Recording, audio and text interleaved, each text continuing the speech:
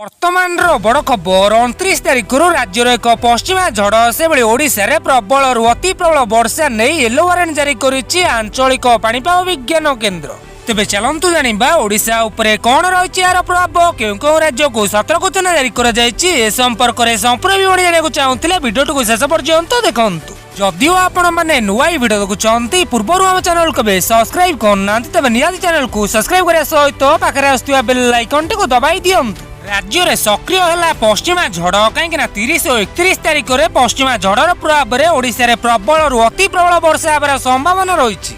सेहीपरि 30 तारिख में आभ्यंतरण ओडिशा से 31 तारिख में उपकूल ओडिशा रे वर्षा होबार संभावना रही।